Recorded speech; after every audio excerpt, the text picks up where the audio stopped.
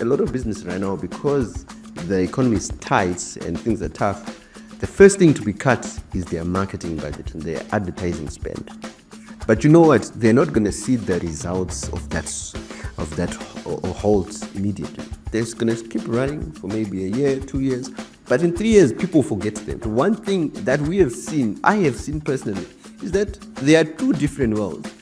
There's a small tip of these people who run things, right, and think they know everything. But then there's Zimbabwe, right at the bottom. And Zimbabwe is going the other direction, right? We come with our marketing strategies, with our analysis, but Zimbabweans are out there just doing their own thing and not even looking at what we are doing. People in general now, because of social media, we're always scrolling, we're always looking at posts very fast, only have 3 seconds of attention span. And to put that in words, people can only read 8 words before they only totally zone out.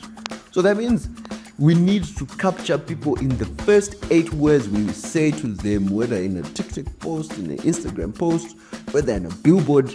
We only have 3 seconds and 8 words maximum.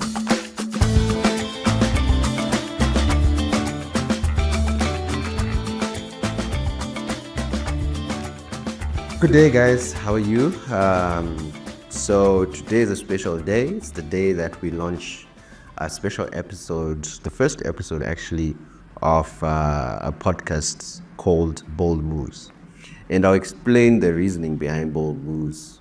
Have you ever had situations of someone who becomes successful, or a situation or a project that is very successful, and people are like, no, we worked hard, determination, it was hard, but we went through. But then they never really tell you what exactly changed, what exactly did they do, what was the tipping point that led to them being successful, or that project being successful.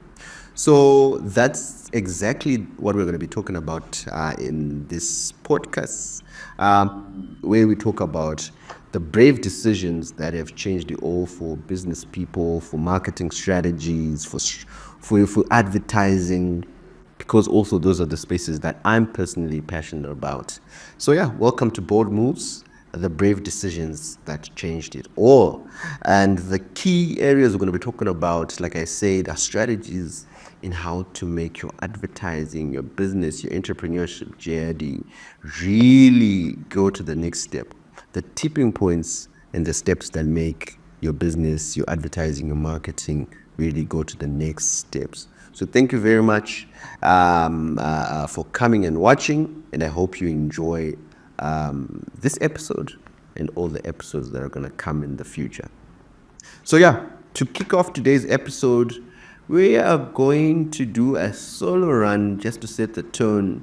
But firstly, just go into some deep data on what makes Zimbabweans tick, particularly from a marketing perspective, and particularly in how us as business or as hustlers on the street can maximize and make our things sell more and choose the right businesses to go into, choose the right ventures to go into. Because everyone right now is trying to hustle, everyone is trying to make a dollar. So I'm here to make your life easier and help you find solutions and ideas.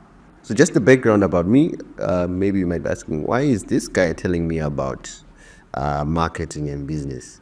I might not be an expert, but just a brief background. I have spent 8 years running an advertising agency, working with $1 million businesses across many sectors. So we've gotten a chance to delve into the nitty-gritties, the backgrounds of how businesses work in Zimbabwe, what makes them money, what makes them tick.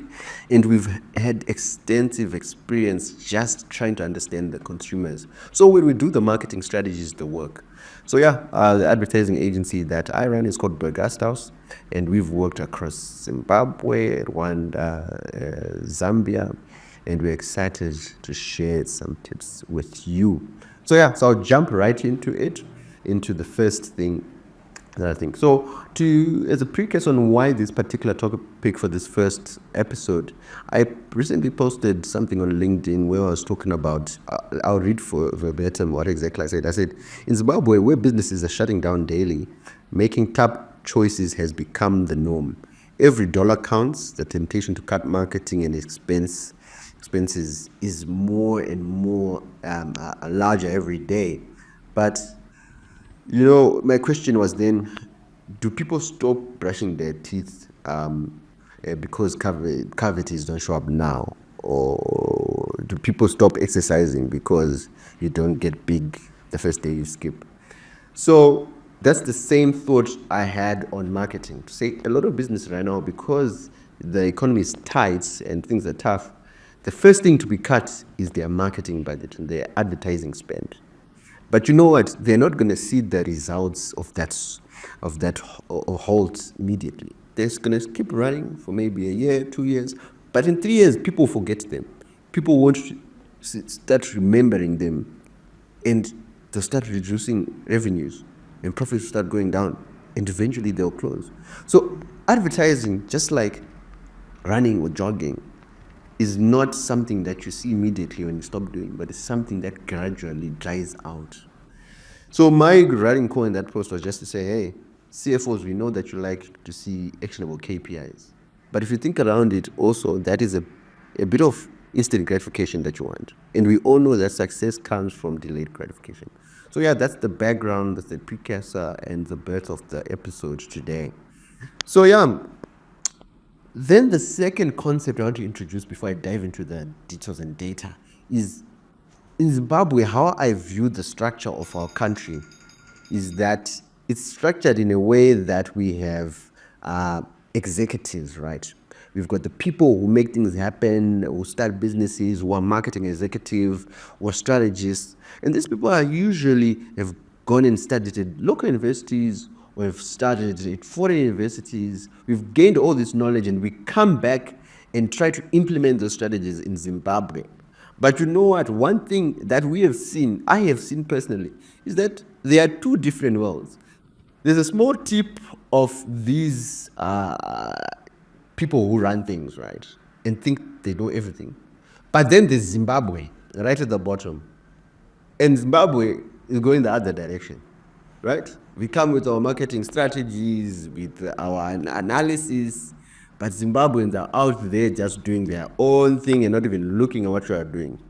And I'm here to help these marketers really understand, or maybe just verbalize what we've already known about Zimbabweans so that we can all help each other. And I've tried to also base all this on actual data and information. So the first thing, and I think it's the most important thing, no one has attention for what you are selling. And the data here is that people have a 3-second attention span. This is actually shorter than a goldfish, which people say is the shortest attention span. People in general now, because of social media, we're all scrolling, we're always looking at posts very fast, only have 3 seconds of attention span. And to put that in words, people can only read 8 words before they only totally zone out. So that means we need to capture people in the first 8 words we say to them, whether in a TikTok post, in an Instagram post, whether in a billboard. We only have 3 seconds and 8 words maximum. And you know what? You are not only competing with other brands. You're not competing with the next tuck shop or the next boutique. You are also competing for attention with the latest controversy. For example, right now, you're competing with that because people only have 3 seconds to look at what you're selling, or look at some controversy, or look at some social media posts or viral dance challenge that's happening. So yeah, everything else is noise, billboards, radio. If it's something that is not interesting enough for people to pay attention to, or not, you've lost people, and people are already looking at the next controversy. So that's the first fact. The second thing is that Zimbabwe is not South Africa, Zimbabwe is not Kenya, Zimbabwe is not America. So things that work in South Africa, things that work in America don't work in Zimbabwe. Look, we can all agree or not agree, Zimbabwe is its own ecosystem. We've been in a vacuum for so many years. It could be sanctions, it could be isolated, for whatever reason. We've been isolated, and in that isolation, we've created our own ecosystem, our own thought processes. Yes, we look at the internet, we watch this TV, yes, we watch Netflix, but we are not the same. We are not in the same context of the world. We've developed our own nuances, our own understanding, our own passions, we've created our own way of understanding each other that is so different than any other economy that is part of the global economy. So with that own insight, there's a different way that Zimbabweans think. Look at how many multinationals have just stepped out because they're like, hey, we don't understand Zimbabwe. Not to say that we can't make money from Zimbabwe, but hey, we don't understand how your currency works. We don't understand how your people think. We don't understand how the market dynamics work, because we have developed our own rhythm of riding the waves of currency changes, of electricity going out, of water challenges, and it works for us. And people are making money from it. It might be a challenge, but people are making money. But the rest of the world doesn't understand this. So when you then come with a business idea or a marketing strategy that tries to mimic what's happening elsewhere, it might not just work because of all those nuances that we have developed in Zimbabwe. In other words, tatooneka planet kedu tatogadzira kewo Zimbabwe because of the isolation we faced for so many years, and the dynamics and the challenges have just created a unique platform that is not like any other country if you think about it. So don't try and copy and paste. That's basically what I'm saying. Number 3, one thing we've noticed is that when you're selling your thing or your marketing or starting your businesses, always understand that people just want to survive in Zimbabwe. Forget about thriving. People just want to survive. And I'll be academic a little bit. There's a concept of called Maslow hierarchy of needs. It starts with the basics needs. So it starts with physiological needs. People will just want air, water, food, shelter, sleep, clothing.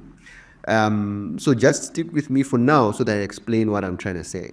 That's the most minimum basic thing that people want, right? The basics: air, water, food, shelter, and sleep, clothing. Then after those needs have been satisfied, they then want safety. And we're talking about personal security, kuti munhu angoriwo safe, and they want employment, a regular paycheck, they want health, they want property. And then after that, once those needs are met, they want love and belonging, they want friendship, they want intimacy. So I explained it just now. Then once that is met, people want self-respect, they want esteem. People want to be respected. They want status, they want recognition.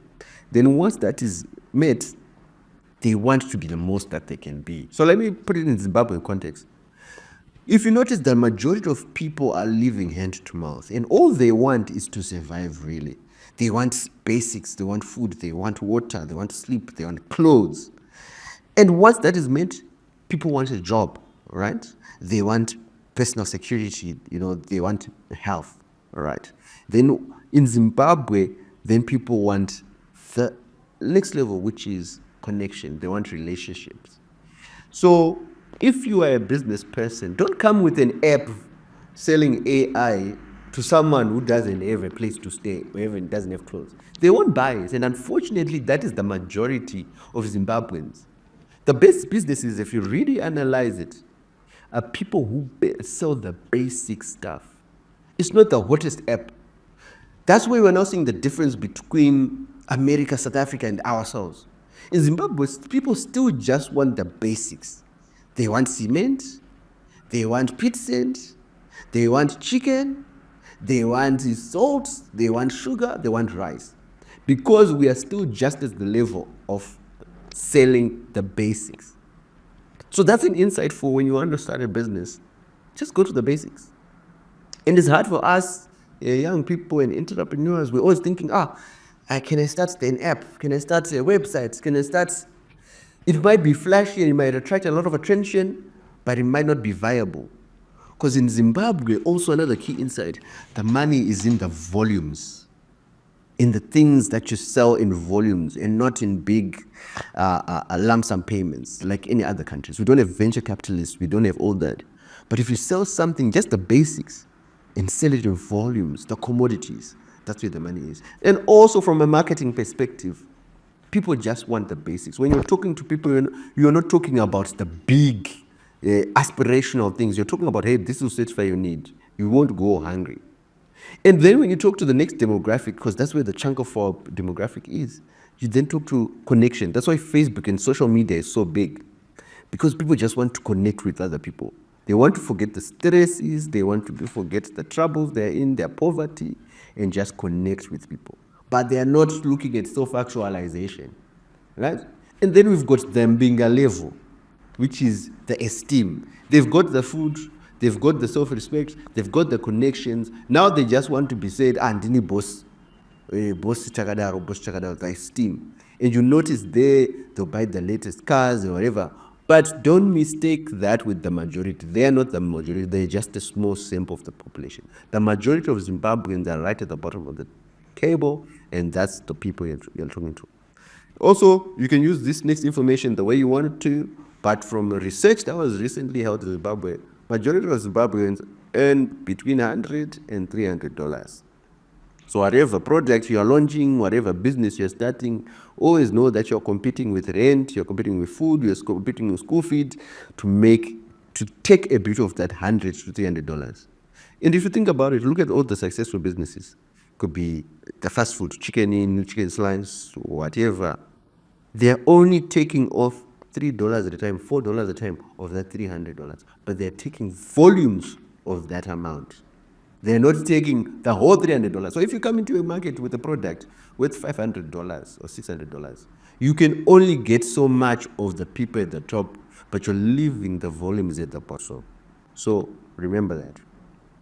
Then again, reduce friction between you and your product and the person you want to buy. What I mean is that, let's say you started a funeral policy and you launch it via a website or an app.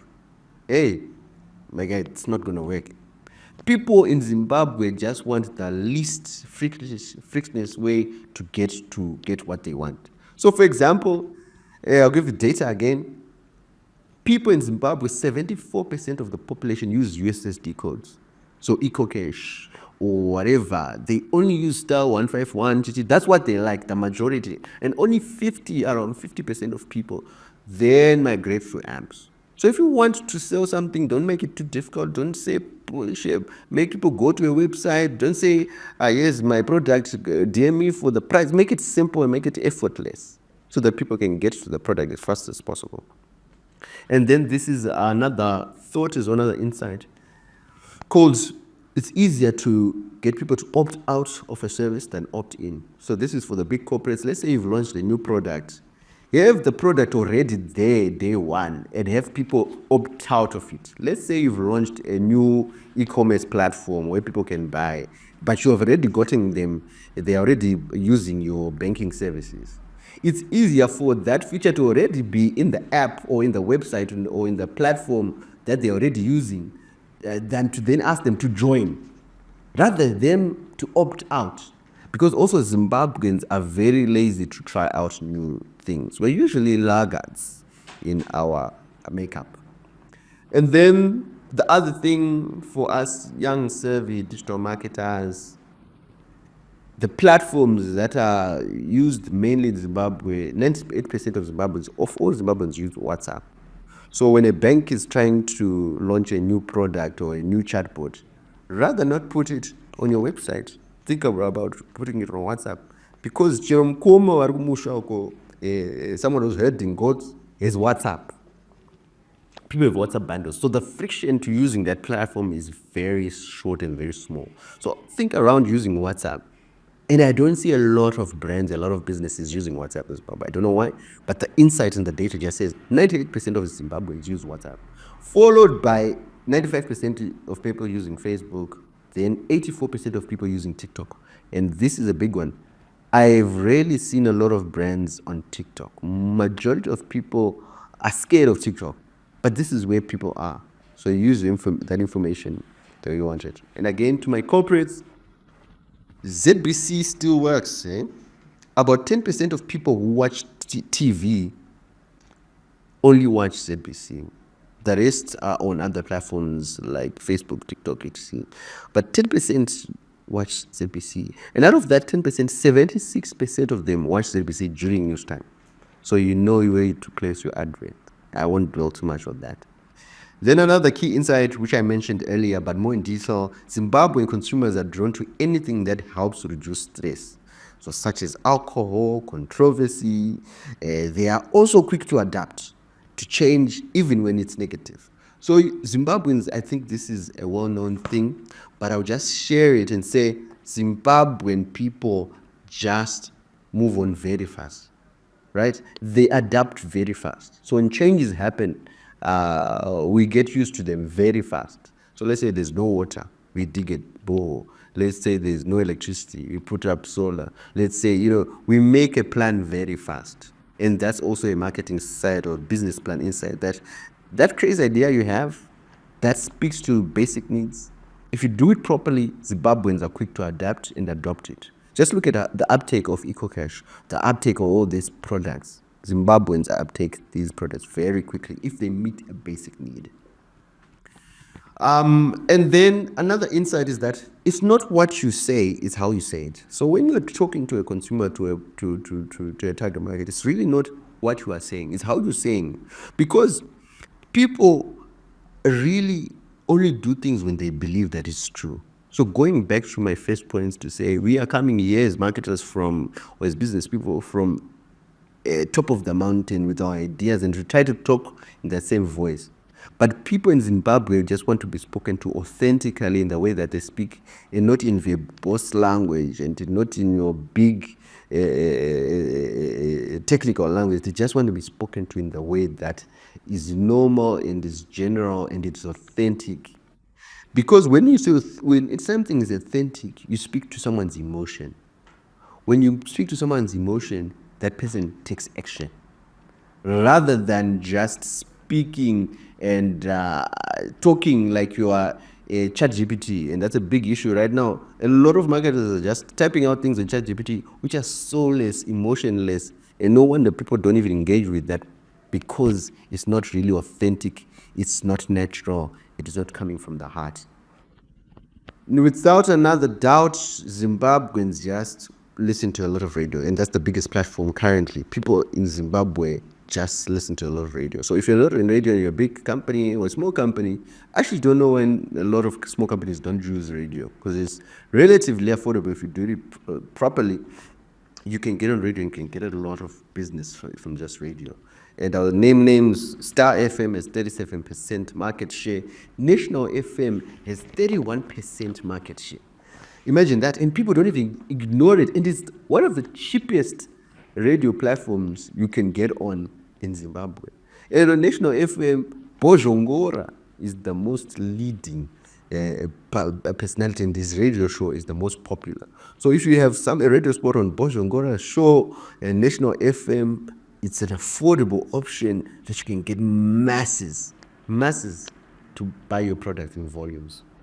Then Power FM obviously is the third option, and then the rest are really single-digit listenership percentages. And also it goes without saying that Zimbabweans like the good deal, but they also like it to look a bit nice. So another insight is that don't make your shop or your product look too nice, because people will be scared away from it and think it's too expensive. People want to hunt for a good deal. No wonder why tuck shops are popular. No wonder why Suits World is popular, right? It's a good deal. I'm getting a suit for $30, which people really, when I walk, can't tell that it's a $30 suit, And that's where the money is. It's in the good deal, the high volumes. Don't target high margins. Target low margins, high volumes, because people in Zimbabwe don't have the money to spend.